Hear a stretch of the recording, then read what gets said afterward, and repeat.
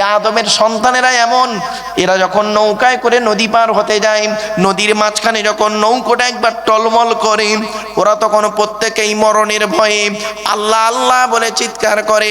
আল্লাহ বলে আমার নাম রহমান, আমার নাম রহিম।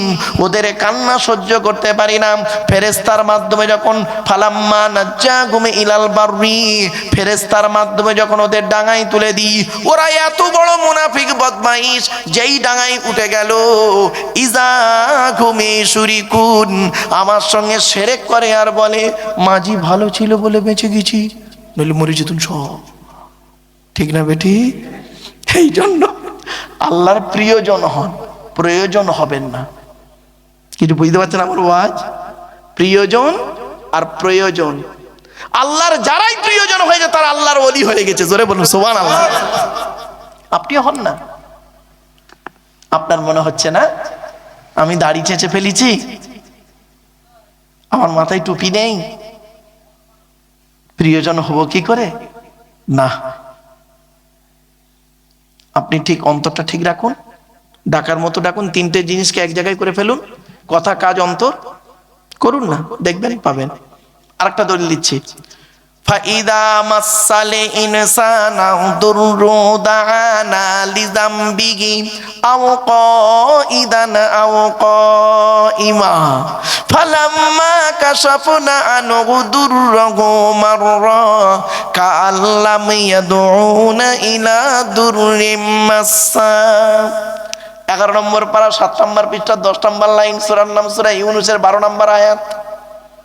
এই মানব জাতির যখন কোনো বিপদ আপদ ও দাঁড়িয়ে বসে শুয়ে, কটা ভাষা বললাম, দাঁড়িয়ে বসে শুয়ে কাকুতি মিনতি করে আমার কাছে কান্নাকাটা করে, আর যেই ওর বিপদ থেকে উদ্ধার করে দিই এমন ভাবে বাজারে বুক ফুলিয়ে চলে ওর যেন কোনো বিপদই হয়নি। ঠিক না বেটি?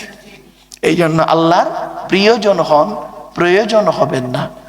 একটা শব্দ বললাম, আর একটা শব্দ বলে দিচ্ছি, ভালোবাসা ভালো লাগা দুটো এক নয়। আমার ভাষা বুঝতে পারছেন বাপেরা?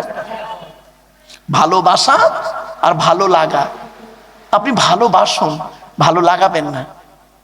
আরে ভালো লাগার কোন স্থায়িত্ব থাকে না। এই লোকটাকে আজ ভালো লেগেছে, এখন দুদিন পরে নাও ভালো লাগতে পারে। ভালোবাসাটা ওটা হয় না, ওটা চিরস্থায়ী। ভালোবাসা ভালো লাগা একটা শব্দ বললাম, আর একটা শব্দ কি বললাম? প্রিয়জন আর প্রয়োজন। আর একটা শব্দ বলছি, 3 নম্বর শব্দ আর একটা বলছি, আবেগ আর বিবেক। আবেগ আর বিবেক। ইসলাম আবেগের ধর্ম নয়, ইসলাম বিবেকের ধর্ম। আবেগ নিয়ে চলবেন না, আবেগ নিয়ে চলবেন না, আবেগটাকে ত্যাগ করুন, বিবেক নিয়ে চলুন। কথাটা মাথায় রাখুন। আবেগে এমন কিছু করবেন না যেটা আল্লাহ এবং নবী পছন্দ করেন না। ছোট্ট একটা উদাহরণ আপনাদের দিচ্ছি, মনে পড়েছে তাই বলছি। কদিন আগে আমি এই ডিসেম্বরে 25 সালের ডিসেম্বরে বোম্বাইতে গেছিলাম জলসা করতে। তো একজন কলেজের প্রফেসর, অমুসলিম, হিস্ট্রি প্রফেসর, খুব শিক্ষিত মানুষ উনি। দেখলাম ব্রাহ্মণ ঘরের সন্তান, কোরআন খুব পড়েন যা বুঝলাম। উনি আমাকে বলছেন, আমি আপনার একজন খুব ভক্ত, আমি আপনার লেকচার কন্টিনিউ শুনি, প্রতিদিন লেকচার শুনে আমি ঘুমাই, আমি এবং আমার ওয়াইফ দুজনই। তা থ্যাংক ইউ। বলছেন একটা জিনিস জানার জন্য আপনার কাছে আমি এসেছি, একটু দয়া করে আমাকে একটু যদি বলেন আমি খুব খুশি হই। কলকাতায় আমার বাড়ি।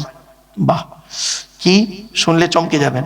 দেখুন, বলছেন যে মদ খাওয়া কি, সুদ খাওয়া, ঘুষ খাওয়া, জেনা করা, শুকরের মাংস খাওয়া। তা আপনার মতো আমি উত্তর দিইনি, চুপ করেছিলাম। আপনারা তো হারাম হারাম করলেন, আমি চুপ করেছিলাম। তারপরে লাস্টে আমি বলছি, মদ খাওয়া হারাম মুসলিমদের জন্য, কোরআন মোতাবেক মুসলিমদের জন্য মদ খাওয়া হারাম। উনি বলছেন যে কোরআনে পড়লাম যে মোমেনদেরকে বলছে যারা আল্লাহ এবং নবীকে বিশ্বাস করে তাদের জন্য মদ খাওয়া হারাম, সুদ খাওয়া হারাম, বিয়ের পণ নেওয়া হারাম, মানে জেনা করা হারাম। শূকরের মাংস ভক্ষণ করা হারাম। তো স্যার আমি তো মুসলমান নই, তাহলে আমি যদি মদ খাই, শূকরের মাংস খাই, অথবা আমি যদি ব্যভিচার করি, কেন আল্লাহ আমাকে পরকালে শাস্তি দেবেন? আমি তো মুমিন নই, আমার কথা তো আল্লাহ কোরআনে বলেনি, আমাকে তো হালাল খেতে আল্লাহ কোরআনে বলেনি। প্রশ্নটা বুঝতে পেরেছেন? প্রশ্নটা বুঝতে পেরেছেন কি বলুন, উত্তরটা আমি করে দিচ্ছি।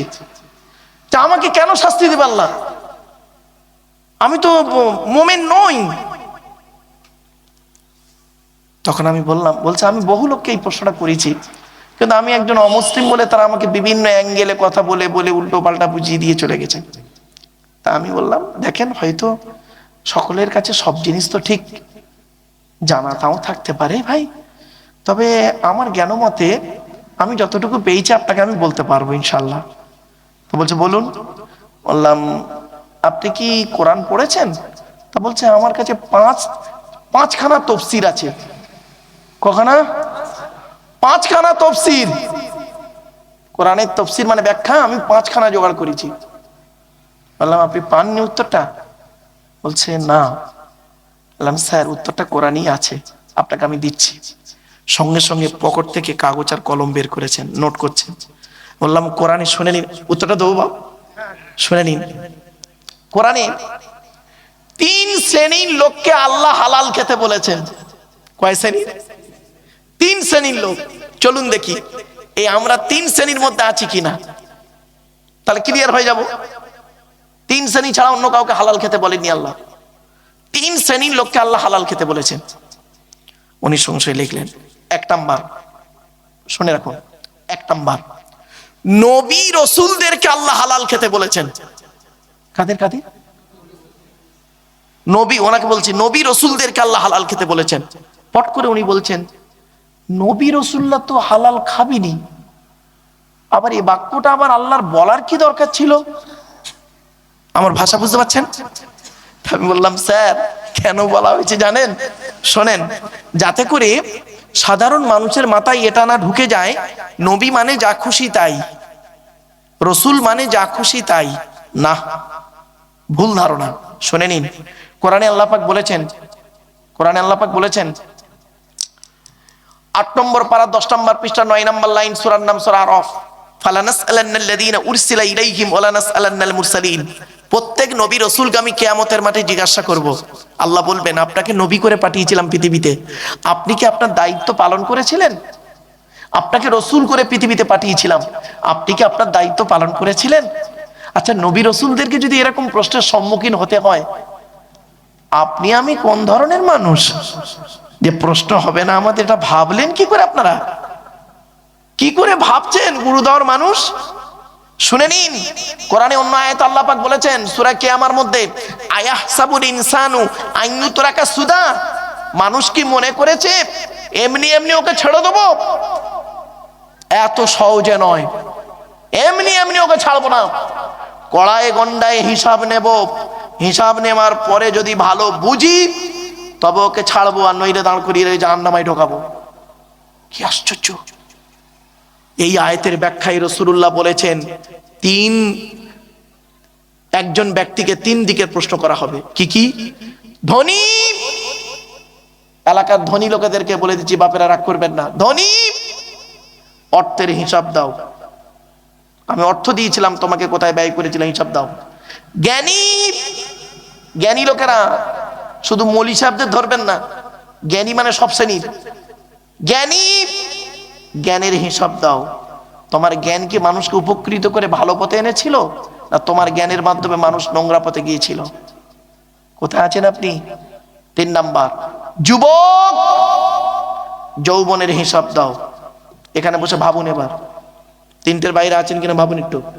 চলুন, 1 নাম্বার কোরআনে বলা হয়েছে নবী রাসূলদেরকে হালাল খেতে। দলিলটা শুনে নিন, ইয়া আইয়ুহার রাসূল কুলু মিনাত তাইয়্যিবাতি ওয়া আমালু সালিহা ইন্নী বিমা তা'মালুনা আলীম। 18 নম্বর পারা 4 নম্বর পৃষ্ঠা 9 নম্বর লাইন, সূরার নাম সূরা মুমিনুনের 51 নম্বর আয়াত।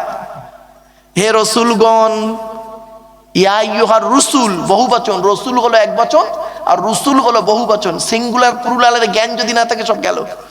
ইয়া আইয়ুহার রসুল, হে রসুলগণ, কুলু মিনাত তাইয়্যিবাত ওয়া'মালু সলিহা, পৃথিবীতে আপনারা হালাল খাবারগুলি খান আর পৃথিবীতে যতদিন বাঁচবেন ভালো ভালো কাজগুলো করে যাবেন। আবার দেখেন, জিকির মানে হলো উপদেশ। কি বললাম বাপেরা? উপদেশ। দলিল কোরআনে আল্লাহ বলছেন ফাযাক্কির ফাযাক্কির বিল কুরআনি মাইয়া খাফু ওয়াঈদ। 26 নম্বর পারার 19 নম্বর পৃষ্ঠা 12 নম্বর লাইন, সূরার নাম সূরা কফের 45 নম্বর আয়াত। আল্লাহ বলছেন ফাযাক্কির, নবী মানুষকে উপদেশ দান করো। কিসের মাধ্যমে উপদেশ দেবে? বিল কুরআন, কোরআনের মাধ্যমে মানুষকে উপদেশ দেবে। যাই তাই ওয়াজ করা যাবে না। আপনি কি ভাবলেন যাই তাই ওয়াজ করবেন? এত সহজ জিনিস নয়। কোরআন বলছে মানুষকে তুমি ডাকবে কিভাবে? উদউ ইলা সাবিলি রাব্বিকা বিল হিকমা ওয়াল মাউইজাতিল হাসানা ওয়াজাদিলুহুম বিল্লাতী হিয়া আহসান। 14 নম্বর পারা 20 নম্বর পৃষ্ঠা 11 নম্বর লাইন, সূরার নাম সূরা নাহলের মধ্যে আল্লাহ বললেন নবী মানুষদেরকে আল্লাহর পথে আহ্বান করো দুটো জিনিসের মাধ্যমে। এক নম্বর হলো বিল কোরআন, কোরআনের মাধ্যমে, বিল হিকমা, জ্ঞান বিজ্ঞানের মাধ্যমে, আর ওয়াল মাউইজাতিল হাসানা, সুন্দর সুন্দর উপদেশ বলির মাধ্যমে মানুষকে খারাপ পথ থেকে ভালোর পথে নিয়ে এসো। তাহলে কি ভাবলেন? তাহলে এখানে জিকির মানে হলো উপদেশ। 3 নাম্বার, জিকির মানে হলো স্মরণ করা বা মনে করা। কি বললাম বাপ? দলিল কোরআনে আছে, আল্লাহ বলছেন ফাজকুরুনি আযকুরুকুম ওয়াশকুরুলি ওয়ালা তাকফুরুন। 2 নম্বর পারা 2 নম্বর পৃষ্ঠা 12 নম্বর লাইন 11 নম্বর লাইন, সূরার নাম সূরা বাকারা 152 নম্বর আয়াত। আল্লাহ পাক বলছেন ফাজকুরুনি, তোমরা আমাকে স্মরণ করো, আমি আল্লাহও তোমাদের স্মরণ করব। সুবহানাল্লাহ। সিম্পল। আপনি আল্লাহকে ডাকুন, আল্লাহ আপনাকে সাড়া দেবে। একটা কথা আপনাদের বলে যাচ্ছি, মাথায় রাখবেন। ইবাদত কখন কবুল হয় জানেন? শুনে নিন, যখন 3টে জিনিস এক হবে। কটা বাপ? যতদিন বাঁচবেন মনে রাখবেন, 3টে জিনিস যখন এক হবে তখন ইবাদত কবুল হবে। যে অবস্থায় হবে, যে টাইমে হবে, যে সময়ে হবে। 3টে জিনিস এক করুন। 3টে জিনিস কি কি শুনে নিন, প্লিজ অ্যাটেনশন, এদিকে বাপ।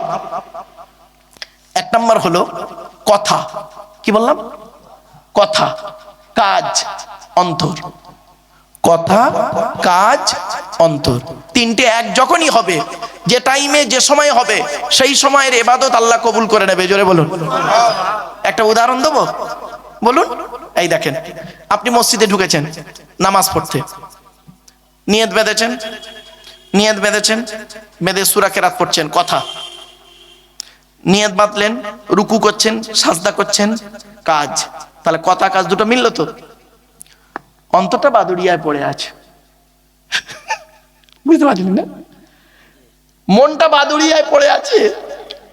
এসআইআর এর ফর্মে নাম এসছে, হিয়ারিং এ নাম এসছে, ওইটা নিয়ে টেনশনে আছে। নামাজ পড়ছে, বডি মসজিদে, মন পড়ে আছে ওইদিকে। হবে না। কথা, কাজ, অন্তর, 3টে যখনই এক হবে, যে সময় এক হবে, তখনই আল্লাহ ইবাদত কবুল করবে। জোরে বলুন। এই জন্য সবসময় ভালো কাজ করার দিকে থাকবেন। কথা, কাজ, অন্তর যখন ভালো কাজের দিকে থাকবে, যখনই থাকবে তখনই কবুল হয়ে যাবে, সে যেই শ্রেণীর মানুষ হোক। কি দাড়িওয়ালা, কি টুপিওয়ালা, আপনাদের ধারণা হয় মাওলানা মলি সাহেবরা ওরাই মনে হয় আল্লাহর খুব প্রিয়? না গো বাপ, আপনি কি ভাবছেন? দাঁড়ান, মেরাজের হাদিস একটা আনছি, একটু পরেই আসছে, দাঁড়ান।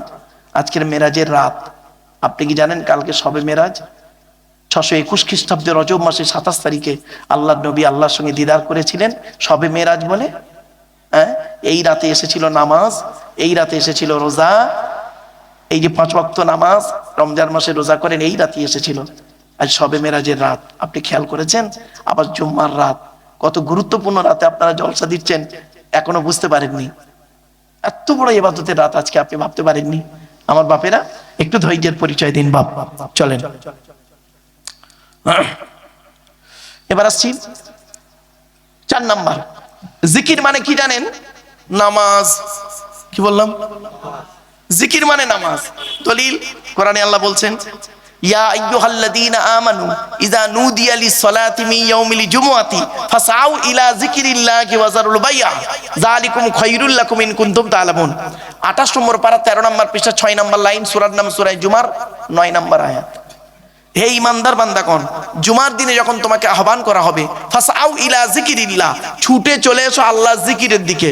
তার মানে ছুটে চলে এসো নামাজের দিকে। এখানে জিকির মানে লা ইলাহা ইল্লাল্লাহ বলা নয় বাবা, জিকির মানে নামাজ।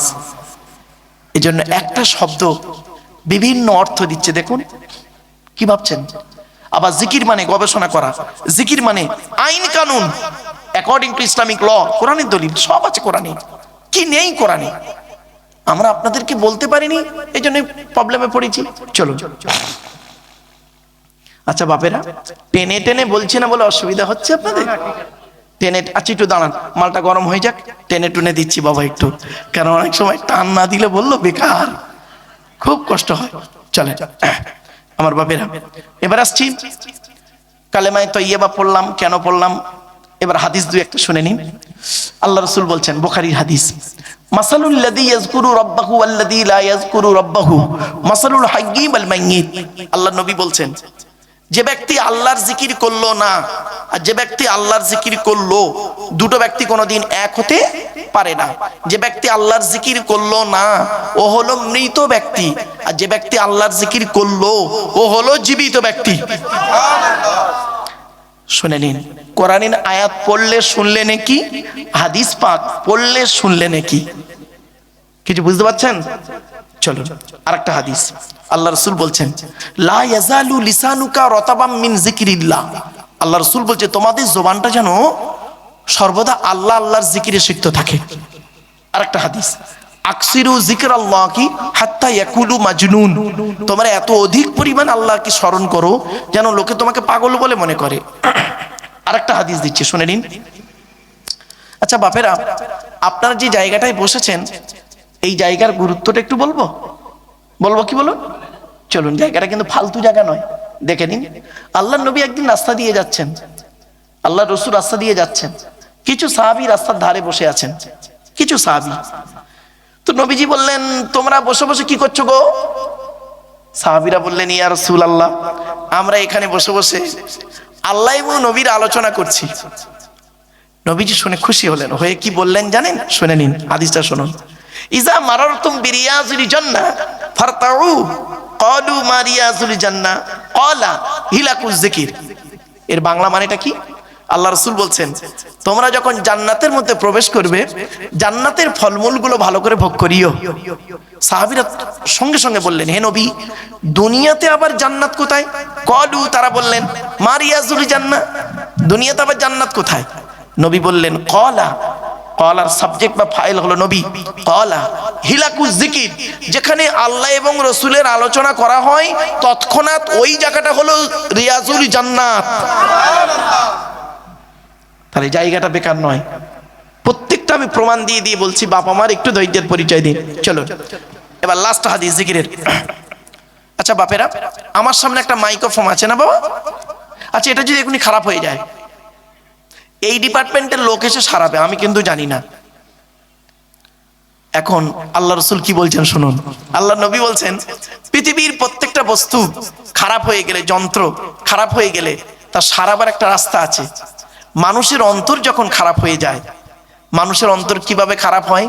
সুদ, ঘুষ, ব্যভিচার, নারী নির্যাতন, চুরি, ডাকাতি, রাহাজানি, মিথ্যাবাদী, মুনাফিকি, চিটিংবাজি, গিল্লা, গীবত, গেয়ে গেয়ে অন্তরটা না ময়লা হয়ে যায়। মানুষের অন্তর যখন ময়লা হয়ে যায় তখন সারাবার রাস্তা কি? দেহ যদি ময়লা হয় সাবান দিয়ে পরিষ্কার করেন, কাপড় যদি ময়লা হয় সাবান দিয়ে পরিষ্কার করেন, অন্তর যদি ময়লা হয়, আল্লাহর নবী কি বলছে শুনুন, লিকুল্লি শাইইন সিকালাতুন ওয়া সিকালাতুল কুলুবি যিকরিল্লাহ। আল্লাহর নবী বললেন, পৃথিবীর প্রত্যেকটা বস্তু খারাপ হয়ে গেলে সারাবার একটা রাস্তা আছে। মানুষের অন্তর যখন খারাপ হয়ে যায়, একমাত্র আল্লাহর জিকির, আল্লাহর স্মরণ, আল্লাহর ভয় মানুষের অন্তরকে পরিষ্কার করে দেয়। সুবহানাল্লাহ। আপনি কি ভাবলেন? আল্লাহ রাসূল বললেন, আলা ইন্না ফিল জাসাদি মুদগাতান ইদা সলুহাত সলুহাল জাসাদু কুল্লুহু ওয়া ইদা ফাসাদাত ফাসাদাল জাসাদু কুল্লুহু আলা ওয়াহিয়াল কলব। আল্লাহ রাসূল বললেন, মনে রাখো, মানব দেহের মধ্যে একটা মাংসপিণ্ড আছে। ওই মাংসপিণ্ড যখন ভালো থাকে সারা শরীরটা তখন ভালো থাকে, আর ওই মাংসপিণ্ড যখন খারাপ হয়ে যায় সারা শরীরটা তখন জঘন্য হয়ে যায়।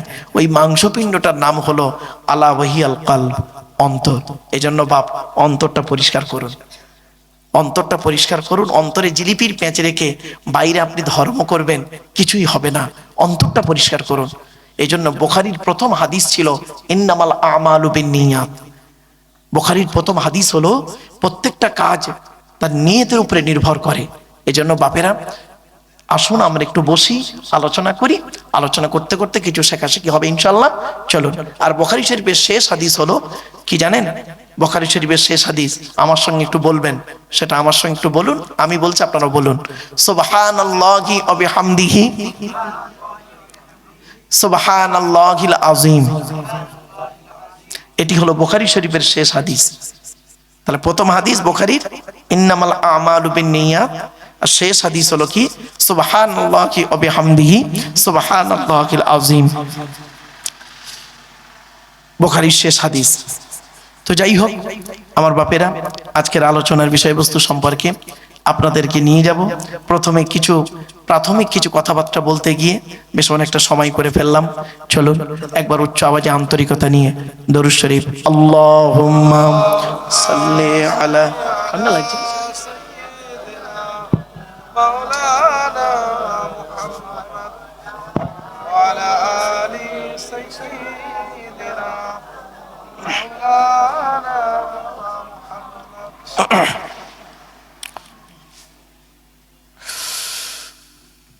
আপনারা, আজকে আপনাদের কাছে আলোচনা রাখবো, সময় আছে তো নাকি? ঠিক আছে। আজকে আলোচনা রাখবো কোরআনের একটি সূরার সংক্ষিপ্ত আলোচনা। সূরাটির নামটা বলে দিচ্ছি।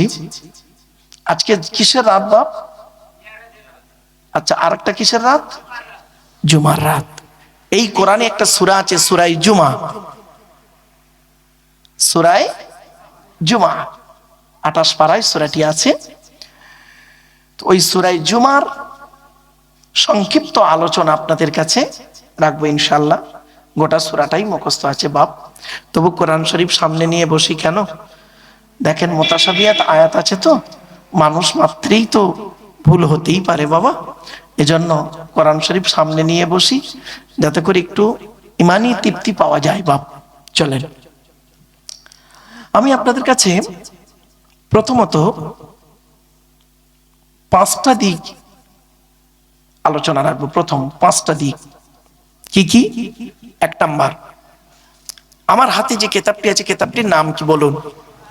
কোরআন। কার বাণী? আল্লাহর বাণী। তাহলে আল্লাহকে আমাদের জেনে নিতে হবে। দেখেছেন আলোচনা কোথায় ঢুকে গেলাম? কি আল্লাহ, তার পরিচয় কি, তাকে মানবো কেন, কি দরকার ছিল, তিনি আমাদের কি দিয়েছেন। চলুন একটা একটা করে কোরআনের ভাষায় আপনাদেরকে তুলে ধরবো। এরপরে আসছি, এই কিতাবটি যার উপরে এসেছে তার নাম কি? বল বল বল বল। হযরত মুহাম্মদ সাল্লাল্লাহু আলাইহি ওয়াসাল্লাম। হু ইজ মুহাম্মদ সাল্লাল্লাহু আলাইহি সাল্লাম? কে মুহাম্মদ সাল্লাল্লাহু আলাইহি ওয়াসাল্লাম? কেন তাকে আমরা মানবো, তার পরিচয় কি, সেটাও দেব। এবার আসছি, আল্লাহর কথা এসেছে এই কিতাব, তাই তো? এই কোরআনটা কি, এর ভিতরে কি আছে, এ প্রসঙ্গে আপনাদের কাছে তুলে ধরবো। তাহলে কটা বিষয় হলো? আল্লাহ, মুহাম্মদ সাল্লাল্লাহু আলাইহি ওয়াসাল্লাম, কোরআন, 3টে এলো। এবার আসছি, তাহলে আমরা কি করতে আছি? আমরা হলাম কোরআন মোতাবেক আমলকারী, তাই তো? আমরা আমল করব, কোরআন মোতাবেক চলবো, আমরা আল্লাহর বান্দা। আমাদের সম্পর্কে কোরআন কি বলেছে একটু দেখে নেব। আমাদের সম্পর্কে কোরআন কি বলছে, ব্যাস হাদিস কি বলছে। তাহলে 4 নাম্বার বিষয় এলো। আর 5 নাম্বার বিষয় হলো, আজকে রাতটা হলো মেরাজের রাত। সবে মেরাজ সম্পর্কে সংক্ষিপ্ত আলোচনা আপনাদের কাছে রাখবো। আল্লাহ পাক তার নবীকে মেরাজ করিয়েছিলেন। তো সেই মেরাজের রাতে রাসূলুল্লাহ, আজকের রাতে আল্লাহ পাক তাকে জান্নাত এবং জাহান্নাম দুটোই দেখিয়েছিলেন। জান্নাতে কি কি জিনিস দেখেছিলেন আর জাহান্নামে কি কি দেখিয়েছিলেন, সেই দিকগুলো আমি আলোকপাত করবো ইনশাআল্লাহ। তাহলে 5টা বিষয় আমরা পেয়ে গেলাম, মনে থাকবে তো? চলেন, যদি আমি ভুলে যাই বাবা, আমাকে একটু, আমি ভোলা মানুষ, আমাকে একটু স্মরণ করিয়ে দেবেন। চলুন এগিয়ে যাই। আসছি, প্রথমে আমরা আল্লাহর আলোচনা করব। আমাদের সৃষ্টিকর্তার নাম কি বলুন, জোরে বলুন। আল্লাহ। তার পরিচয় কি? কোরআন থেকে আমরা জানবো। হযরত মুহাম্মদ সাল্লাল্লাহু আলাইহি সাল্লামের কাছে একদিন ইহুদি খ্রিস্টান নাসারা বিভিন্ন ধর্মের মানুষের একদিন মুহাম্মদ সাল্লাল্লাহু আলাইহি সাল্লামকে প্রশ্ন করছে কি, হে মুহাম্মদ, তোমার আল্লাহ খায় কি? তোমার আল্লাহর স্ত্রী কয়জন? তোমার আল্লাহর ছেলে মেয়ে কয়জন? ইত্যাদি ইত্যাদি প্রশ্ন। আল্লাহর নবীর সাহাবীরা, শুনে নিন বাবা, ওদিক জানা বাপ, যা যা বাপ। আল্লাহর নবীর সাহাবীরা নবীকে জীবনে 17টা প্রশ্ন করেছে। কটা কটা? কতগুলো পয়েন্ট আপনারা যারা রেকর্ডিং করছে এরা বুঝতে পারছে। আল্লাহর নবীর সাহাবীরা নবীকে জীবনে 17টা প্রশ্ন করেছে, মোটে 17টা প্রশ্ন কোরআনে আছে। নবীর সাহাবীরা নবীকে করেছেন জানার জন্য, আর বাকি প্রশ্ন করেছে অমুসলিমরা। সাহাবীরা প্রশ্ন করেছেন কটা? মাথায় রাখুন। তার মধ্যে 2-4টে প্রশ্ন আলোচনা করবো ইনশাআল্লাহ। চলুন। তো এবারে যখন নবীকে বলা হলো যে তোমার আল্লাহ খায় কি, তোমার আল্লাহর স্ত্রী কয়জন, তোমার আল্লাহর ছেলে মেয়ে কয়জন, ইত্যাদি ইত্যাদি প্রশ্ন, নবীজি চুপ করে আছেন। আমার নবী ছিলেন অত্যন্ত ভদ্র মানুষ, সাদামাটা মানুষ, অত্যন্ত ভদ্র মানুষ, কথা কম বলতেন আর সবসময় চুপ থাকাতে ভালোবাসতেন নবীজি। আর যখন কথা বলতেন তখন অল্প কথা বলতেন আর ব্যাখ্যা হতো অনেক বড়। এজন্য নবীকে বলা হতো জাওয়ামিউল কালিম। কি বললাম বাবা? জাওয়ামিউল কালিম অনেকে বলা হতো, মানে অল্প কথা ব্যাখ্যা হবে অনেক বড়। নবীর কথা ছিল এরকম। তো নবী চুপ করে আছেন। এমত অবস্থায় জিবরাইলকে আল্লাহ বললেন, জিবরাইল চলে যাও, আমার নবীকে বলো আমার পরিচয়টা ওদেরকে দিয়ে দাও। জিবরাইল এলেন, এই সূরাটা নাজিল হলো, আল্লাহর পরিচয়টা আল্লাহ নিজেই দিয়ে দিলেন। কি সূরা? আল্লাহ বললেন, জিবরাইল বললেন যাও জিবরাইল আমার রাসূলকে গিয়ে বলে দাও। জিবরাইল এলেন, আয়াত নাজিল হচ্ছে কি? কুল। কি বললাম? কুল। উচ্চারণটা করুন। কুল। কুল নয়, কয় হস্য উলা কুল, কয় বয় হস্য উলা কুল, দুটো কুলের মধ্যে পার্থক্য আছে গো বাবা। একটা কওয়ালা ইয়াকুলু থেকে কুল মানে বলো, আর আকালা ইয়াকুলু থেকে কুল মানে গেল বা খাও। কয় বয় হস্য উলা কুল মানে বলো, আর কয় হস্য উলা কুল মানে খাও। হয়েছে? উচ্চারণের পার্থক্য, মানেও পার্থক্য। মারাত্মক আলোচনা। স্বামী স্ত্রী সংসার করতে গিয়ে স্বামী তার স্ত্রীকে মাঝে মাঝে ঝগড়া করতে করতে একটা ইসলামিক শব্দ বলে, আরবি শব্দ বলে ডিভোর্স দেয়। শব্দটা কি বলে বলুন তো দেখি? আরে বলুন না রে ভাই। বউ যাবে না, ভয় নেই, আমি এখানে বসে আছি। ও বাবা, তালাক নয়, শব্দটা হবে তলাক। ওর আরবি উচ্চারণ কি জানেন? তোয়েল আমারিব কপ। বাংলা উচ্চারণ কি? তয় বয় লয়াকার ক। তলাক মানে পৃথক দেওয়া, ছেড়ে দেওয়া, ডিভোর্স দেওয়া। আর তেল আমালিব কপ, তয়াকার লয়াকার ক। তালাক মানে জুড়ে যাওয়া, মিলিত হওয়া, একত্রিত হওয়া, জমা হওয়া। দেখেছেন? পুরো উল্টো। এই কোরআনে আছে তলাক শব্দটা বহু জায়গায়, তালাক শব্দটা কোরআনের এক জায়গায় আছে মাত্র। টোটাল কোরআনের এক জায়গায় আছে তালাক শব্দ, বাকি সব জায়গায় আছে তলাক শব্দ। জানেন বাবা কি বলবো? এজন্য আপনাদেরকে আমি অনুরোধ করে বলছি বাবা, অনুরোধ করে আপনাদেরকে বলছি, এগুলো খেয়াল রাখবেন। এই টোটাল কোরআনের মধ্যে আছে তলাক শব্দ আছে মাত্র সব জায়গায়, আর তালাক শব্দ এক জায়গায় আছে সূরা মুমিনের 15 নম্বর আয়াত। হুজুর দেখুন তো, তেল আমারিব কপ, তাই না? এখানে তো এই নেই, এই একটাই আছে টোটাল কোরআনের মধ্যে। আমার বাপেরা, এই জন্য উচ্চারণের পার্থক্য, মানব পার্থক্য, উচ্চারণটা ঠিক রাখুন। তাই আল্লাহ বললেন জিবরাইলকে, নবী বলো, নবী তুমি বলো। নবী বললেন, চুপ করে আছেন। হুয়াল্লাহু আহাদ। নবী তুমি বলো সে আল্লাহ হলেন একক। চুপ একদম। তারপরে আল্লাহুস সামাদ। নবী তুমি বলো আল্লাহ অমুখপেক্ষী। আল্লাহ কারোর মুখপেক্ষী নন, সারা পৃথিবী তার মুখপেক্ষী। ঠিক না বেঠিক? 3 নাম্বার, ওরা যে বলছে আল্লাহর স্ত্রী কয়জন, ছেলে মেয়ে কয়জন, নবী তুমি বলো লাম ইয়ালিদ ওয়া লাম ইউলাদ। আল্লাহ কাউকে জন্ম দেয়নি, আল্লাহ কাউকেও জন্ম দেয়নি। জোরে বলুন। ওরা আবার প্রশ্ন করছে না নবী, যে আল্লাহর সমকক্ষ কে আছে, সমতুল্য? আল্লাহ বলছেন নবী বলো, ওয়ালাম ইয়াকুল্লাহু কুফুয়ান আহাদ, আল্লাহর সমকক্ষ কেহই নেই। এই চারটে বাক্য হলো আল্লাহর পরিচয়। এই টোটাল কোরআনে হলো এই চারটে বাক্য আল্লাহর পরিচয়, এই টোটাল কোরআনে। আচ্ছা, আমি যে সূরাটা পড়লাম আপনাদের অনেকের মুখস্থ নেই, বলুন না, বলুন।